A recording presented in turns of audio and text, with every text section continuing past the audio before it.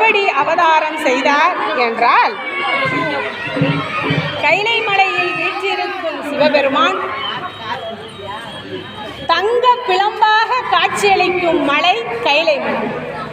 சிவபெருமானும் பார்வதி தேவியும் உரைகின்ற இடம் கைலை மலை. இந்த கைலை மலைக்கு நம்மெல்லாம் செல்வதாக இருந்தால் 2 லட்சம் வேணும். அப்படி நம்ம 2 லட்சம் பணத்தை கட்டி போவோன்னு முடிவு பண்ணி நம்ம எல்லாம் நம்மளுக்கு கரெக்டாக ஆயிடுச்சுனாலும் அங்கே ஏதாவது சீதோஷ்ண நிலைகள் மாறி இருக்கும். அப்படி இல்லைன்னா அது அங்கே ஏதாவது போர் நடக்கும். சாமானியமாக போக முடியாத ஒரு இடம் கைலை மலை. கைலை மலை சிவபெருமான் நம்மளுக்கெல்லாம் காட்சி கொடுக்கின்ற ஒரு இடம் கைலை மலை. இந்த கைலை மலையை விட்டு காசி மாநகரத்திற்கு அம்மனும் சாமியும் வருகிறார்கள்.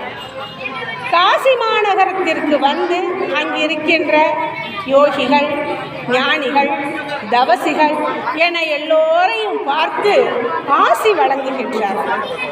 அவரிடம் ஆசி பெற்ற அனைவரும் மிகுந்த மகிழ்வோடு செல்கின்றனர். அப்படி அவர்கள் சென்று கொண்டு இருக்கையிலே அங்கு தேவர்கள் எல்லோரும் ஒன்று கூடி வருகிறார்கள். தேவர்கள் அனைவரும் ஒன்று கூடி இங்கு வந்திருப்பதற்கான காரணம் என்ன என்று அவர் கேட்கும் பொழுது, நாங்கள் எல்லோரும் அசுரர்கள் யாகம் யோகம் என்று எல்லாம் நடத்துகிறார்கள். அவர்கள் இந்த யாகம் யோகம் எல்லாவற்றையும் முழுமையாக நடத்திவிட்டால் தேவர்களும் கஷ்டப்படுவோம், மக்களும் மிகுந்த வேதனைக்கு உள்ளாவர்கள். நல்லவர்களிடம் ஒரு செயலை ஒப்படைத்தால் அது நல்லவையாக நடக்கும். ஒரு தீயவர்களிடம் ஒரு செயலை ஒப்படைத்தால் அது தீய வழியில் தான் போகும். ஒரு பணம் ஒரு தொகையை இப்போ ஒரு நல்லவங்கள்ட்ட கொடுத்தோம்னா இந்த கோயில் செலவு, குளத்து செலவு, அன்னதானம் போடுறது, இந்த மாதிரி சிவப்பணிகளை செய்வார்கள். ஒரு கெட்டவரிடம் இந்த பணத்தை கொஞ்சம் கொடுத்தோம்னா அவர்கள் என்ன செய்வாங்க, டாஸ்மார்க்கு கடை எங்கே இருக்குது, அந்த கடை எங்கே இருக்குது, இந்த எங்கே இருக்குது, எந்தெந்த வழியில் கெட்ட செயல்கள் நடக்குமோ அங்கே தான் அந்த பணம் செலவிடப்படும். அதனால் அசுரர்களுக்கு இந்த வாய்ப்பை நீங்கள் கொடுக்கக்கூடாது. அதற்கு நீங்கள் ஒரு உருவத்தை, ஒரு திருமேனியை, ஒரு குழந்தையை நீங்கள் உண்டாக்க வேண்டும் என்று வேண்டுகிறார். உடனே சிவபெருமான் அப்படியே ஆகட்டும் என்று சொல்லிவிட்டு இருவரும், சிவபெருமானும் பார்வதி தேவியும், ஒரு பெரிய பூஞ்சோலை ஒன்று இருக்கின்றது. அந்த பூஞ்சோலைக்குள் இருவரும் அந்த பூக்களையும் மலர்களையும் ரசித்து கொண்டே செல்கின்றனர். அப்படி அவர்கள் ரசித்து கொண்டே செல்லும் பொழுது அந்த மலர் சோலைகளுக்கு இடையில் ஒரு பெரிய மாட மாளிகை ஒன்று தென்படுகின்றது. அந்த மாட மாளிகையை நாம் சுற்றி பார்க்கலாம் என்று அந்த மாட மாளிகைக்குள் செல்கின்றனர். அப்படி அவர்கள் அங்கே செல்லும் பொழுது அழகழகான சிற்பங்கள் வரையப்பட்டிருக்கின்றது, செதுக்கப்பட்டிருக்கின்றது. ஒவ்வொரு சிற்பங்களாக அவர்கள் ரசித்து கொண்டு வருகிறார்கள். இருவரும் ரசித்து கொண்டு வருகின்ற வேளையிலே அந்த மாட மாளிகையில் ஒரு ஆண் யானையின் உருவமும் ஒரு பெண் யானையின் உருவமும் மிகுந்த வேலைப்பாடுடன் தத்ரூபமாக செதுக்கப்பட்டு இருக்கின்றது. இதனை கண்ட பார்வதி தேவியும் பரமேஸ்வரனும், பரமேஸ்வரன் ஆண் யானையாகவும் பார்வதி தேவி பெண் யானையாகவும் உருக்கொண்டு ஆனந்தம் கொள்கின்றார்கள். அப்படி அவர்கள் ஆனந்தம் கொள்கின்ற வேளையிலே ஒரு பேரொளி பிளம்பாக 1000 சூரியன் ஒன்றிணைந்து ஒளி கொடுப்பது போல அங்கே ஒரு பெரிய ஒளியானது, பேரொளி பிளம்பானது தோன்றுகின்றது. அப்படி தோன்றுகின்ற அந்த உருவத்தை பார்வதி அன்னை ஆற தழுவி முத்தமிடுகின்றார். அந்த உருவம் பெருத்த வயிறுடன் மானிடர்களின் உருவத்தை கொண்டு தலையானது யானையின் தலையை கொண்டு இருக்கின்றது. இதை பார்த்து சிவபெருமானும் பார்வதி தேவியும் நம்முடைய மகன், மூத்த மகன், இவனை நம்முடைய சிவகணங்களுக்கெல்லாம் தலைவனாக்க வேண்டும் என்கின்ற கோரிக்கையை சிவபெருமானிடம் வைக்கின்றார். எந்த வீட்டிலையுமே தாய் தந்தையிடம் சிபாரிசு பண்ணால் மட்டும்தான் அந்த பிள்ளைக்கு சீக்கிரம் கிடைக்கும் எதுவுமே. அப்படி அவள் வேண்டிக் கொண்டதன் பேரில் அவரை சிவகணங்களுக்கெல்லாம் தலைவனாக்குகின்றார் சிவபெருமான். சிவகணங்களுக்கெல்லாம் தலைவனாக ஆக்கியதோடு உன்னை யார் வந்து வணங்கிவிட்டு மற்ற செயல்களை செய்கின்றார்களோ அவர்களுக்கு அவர்கள் செய்கின்ற செயல்களுக்கும் காரியங்களுக்கும் எந்த தடையும் இல்லாமல் வெற்றி மட்டுமே கிடைக்கும். உன்னை வணங்காமல் எவன் ஒருவன் செயல்களில் ஈடுபடுகின்றானோ அவர்களுக்கு நிச்சயமாக அந்த செயல்களில் விக்னங்கள் ஏற்படும். எனவே நீ முழு முதற் கடவுளாக இந்த உலக மக்களுக்கும் தேவர்களுக்கும் இந்த சிவலோகத்திற்கும் பூலோகத்திற்கும் என எல்லா உலகத்திற்கும் நீயே முழு முதற் கடவுளாக இன்றிலிருந்து உன்னை கொண்டாடுவார்கள் என்கின்ற ஒரு பெரிய வரத்தை கொடுத்து ஆசீர்வதித்து அவரை விநாயகப் பெருமானை அனுப்புகின்றார்கள். தாய் தந்தையரின் ஆசீர்வாதம் பெற்ற நம்முடைய விநாயகப் பெருமான் அன்றிலிருந்து முழு முதற் கடவுளாக தனக்கு என்று கோயில்களை பெரிதாக அமைத்து கொள்ளவில்லை. சந்தலையும் இருப்பார், பொந்தலையும் இருப்பார், அரச மரத்துலையும் இருப்பார், ஆலமரத்துலையும் இருப்பார், முச்சந்தியில் இருப்பார், ரோட்டு மேலே இருப்பார், வீட்டு வாசலில் இருப்பார். எங்கே போனாலும் விநாயகப் பெருமான் இருந்துக்கிட்டே இருப்பார். இவருக்காக நம்ம தனியாக போய் வணங்கணும் அப்படிங்கிற அவசியமே இல்லை. ஒரு தேங்காயை உடைச்சோம்னா எங்கே இருந்து உடைச்சாலும் இது விநாயகப் பெருமானுக்கு தான் நம்ம உடைச்சோம்னா போதும்.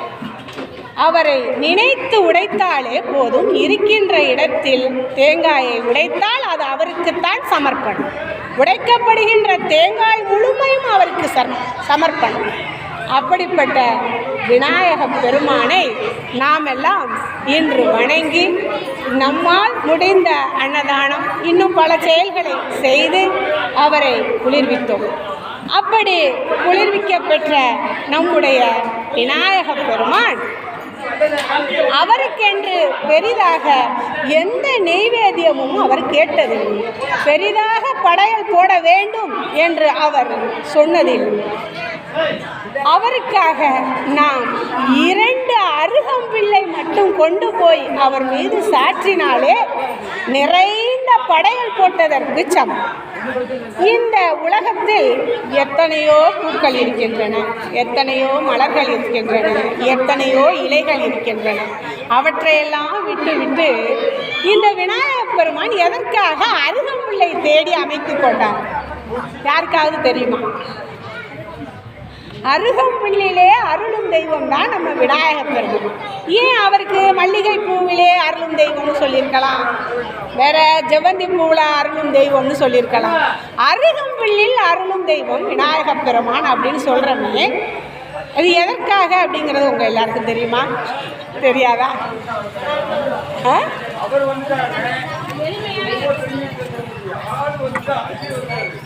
அதாவது அருகம்பிள்ளை நாம் எதற்காக சமர்ப்பணம் செய்கின்றோமே என்றால், அனலகன் என்கின்ற ஒரு அசுரன். அந்த அனலகன் என்பவன் நமக்கு தெரியாமலேயே நம்முள் புகுந்து நம் உடம்பில் மிகுந்த வெப்பத்தை ஏற்படுத்தி நம்மளை வேதனை ஒவ்வொருவரை கைகாட்டி செல்லும் பொழுது விநாயகப் பெருமான் முழுமுதற் கடவுள் எதிர்படுகின்றார். அவர் என்ன விஷயம் என்று கேட்கும் பொழுது, எங்களை வெப்பத்திற்கு உள்ளாக்கி மிகுந்த வேதனைக்கு உள்ளாக்குகின்றான் இந்த அனலகன் என்கின்ற அசுரன். நாங்கள் என்ன செய்வது என்றே எங்களுக்கு புரியவில்லை என்று சொன்னவுடன் இவர் கோபம் கொண்டு அப்படியா செய்கின்றான், இதோ பாருங்கள் என்று சொல்லிவிட்டு நேராக அந்த அசுரன் இருக்கின்ற இடத்திற்கு செல்கின்றார். அங்கு போய் அவனிடம் எந்த விதமான விவாதமும் பேசவில்லை. நேராக சென்றவர் அந்த அனலகனை தூக்கி கொண்டு முழுங்கிறார், விழுங்கி விடுகின்றார். விழுங்கியவுடன் அந்த அனலகன் வயிற்றுக்குள் இருந்து கொண்டு அவருக்கு மிகுந்த வெப்பத்தை உண்டாக்குகின்றார். அவர் உடல் முழுவதும் வெப்பத்தால் தீயால் கொதிக்கின்றது. அவரால் எதுவுமே செய்ய முடியவில்லை. அப்படி இருக்கின்ற பொழுது தேவர்கள் எல்லோரும் ஒன்று கூடி விநாயகப் பெருமான் இவ்வளவு வேதனைக்கு உள்ளாக இருக்கின்றாரே, என்ன செய்வது என்று புரியாமல் ஆற்றில் இருக்கும் தண்ணீரை குடங்குடமாய் கொண்டு வந்து அவர் மீது ஊற்றுகிறார்கள். நாம் எவ்வளவு தண்ணீர் ஊற்றினாலும் அந்த அருகம்புல்லுக்கு ஈடு இல்லை. அப்பொழுதும் அவருடைய வெப்பமானது தணியவில்லை. இதனை கேள்விப்பட்ட சப்த ரிஷிகள், அத்ரி முனிவர், பிருகு முனிவர், குப்ச முனிவர், காசிவர், கௌதமர், ஆங்கிரசர் என்கின்ற 7 சப்த ரிஷிகளும் ஒன்று கூடி இதற்கு என்ன உபாயம் என்றால் 21 அருகம்பில்லை கொண்டு வந்து அவருடைய உடம்பில் நாம் சாத்தினோமே ஆனால் அவருடைய உடம்பானது வெப்பத்திலிருந்து குளுமை பெறும் என்று சொல்லி 7 சப்தரிசிகளும் 21 அருகம்பில்லை கொண்டு வந்து அவர் மீது சாற்றுகிறார்கள். உடனே விநாயகப் பெருமானுக்கு உடல் சூடு தணிந்து குளுமை அடைந்து விடுகின்றார். இதனால்தான் விநாயகப் பெருமானின் உடல் சூடாக இருக்கும். அதனை நாம் குளிர்மைப்படுத்தினோமே ஆனால் நம்முடைய வாழ்க்கையை அவர் குளிமைப்படுத்துவார், நம்மளுடைய எண்ணங்களை அவர் நிறைவேற்றுவார் என்கின்ற நம்பிக்கையோடு இந்த அருகம்புல் விநாயகப் பெருமானுக்கு சமர்ப்பணம் செய்யப்படுகின்றது. இந்த அருகம்புல் தான் அவருக்கு பிடித்தமான படையல், பூக்கள் என்று எல்லாமே இந்த அருகம்புல்லில் அடங்கிவிடுகின்றது. அப்பேற்பட்ட இந்த அருகம்புல் நாம் தேடி செல்ல வேண்டியதில்லை. ரோட்டு ஓரங்களில் கிடக்கும். தண்ணீர் எங்கெங்கு இருக்கின்றதோ அந்த இடங்களெல்லாம் கிடக்கும். ரோட்டு ஓரங்களில் கிடக்கின்ற அருகம்புல் பட்டு போனாலும் வேர் படாது. வேர் பட்டு விடாமல் கொஞ்சம் மழை நீர் கிடைத்தாலும் மறுபடியும் வளரக்கூடிய தன்மை பெற்றது இந்த அருகம்புல். அதனால்தான் பெண் மணமகன் மணமகளை வாழ்த்தும் போது ஆள்போல் தலைத்து அருகுபோல் வேரூன்றி மூங்கில் போல் சுற்றி முடிசூட்டி வாழ்ந்திருப்பர் என்று அருகம்புல் மாதிரி நீங்கள் வேரோடி உங்களுடைய குலமானது தழைக்க வேண்டும் என்று அருகம்புல்லை சுட்டிக்காட்டி நம்முடைய முன்னோர்கள் மணமகன் மணமகளுக்கு வாழ்த்து தெரிவித்தார்கள்.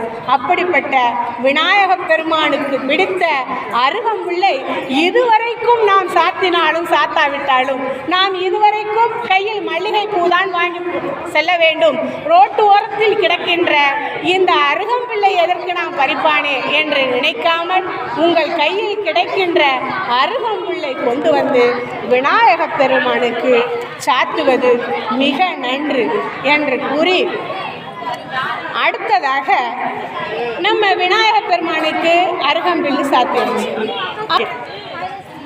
ஓம் என்ற பிரணவ மந்திரத்தில் குடிகொண்டு யானை முகமும் 4 தோள்களும் பெருத்த தொந்தையும் வாய்த்தவரை விநாயகப் பெருமானை நாங்கள் தொடங்கும் சகல காரியங்களிலும் எந்தவிதமான விக்கணங்களும் இல்லாமலும் நினைத்த காரியம் வெற்றியடைய உன்னை வணங்குகிறோம் என்று அவரை வணங்கி மங்களம் முகம் வாய்ந்த ஸ்ரீமுகன், ஒற்றை கொம்புடைய ஏகதந்தர், கபில நிறம் கொண்ட கபிலர், யானை காதுகளுடைய கஜகர்ணன், பெரு வயிற்றோடு கூடிய லம்போதகர், குள்ள தோற்றமுடைய விகடர், சகல விக்னங்களுக்கும் ராஜாவான விக்னராஜா, துஷ்ட செயல்களையும் இடையூறுகளையும் நீக்குவதில் வல்லவரான விநாயகர், நெருப்பை போன்று ஒளி வீசி திகழ்பவரான தூமகேது, பூத கணங்களின் தலைவராக விளங்கும் கணாபதிகரன், நெற்றியில் பிறைச்சந்திரனை சூடியவரான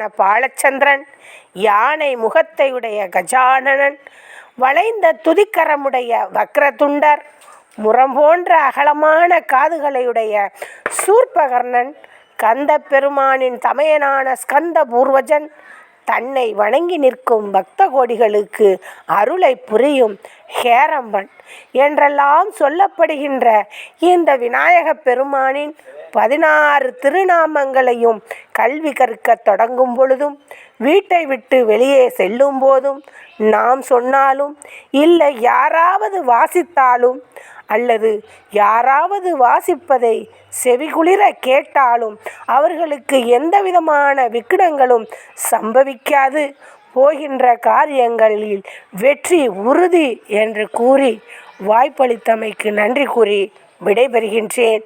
நன்றி, வணக்கம். வான்மிகில் வளாது பெய்க, மலிவளம் சுரக்க, மன்னன் கோன்முறை அரசு செய்க, குறைவில்லாது உயிர்கள் வாழ்க, நான்மறை அறங்கள் ஓங்க, நற்றவம் வேள்வி மல்க, மேன்மைக்கொள் சைவ நீதி விளங்குக உலகமெல்லாம், விளங்குக உலகமெல்லாம், விளங்குக உலகமெல்லாம். சிவாய நம. திருச்சிற்றம்பலம்.